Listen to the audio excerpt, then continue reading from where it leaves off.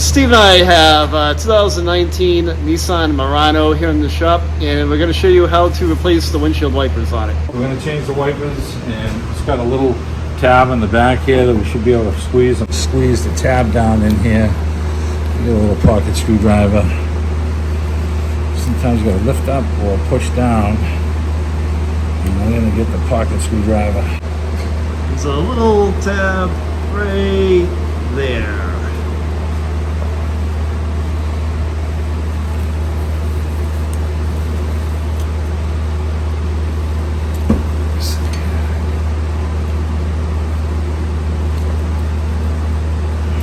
There it goes. And it comes down.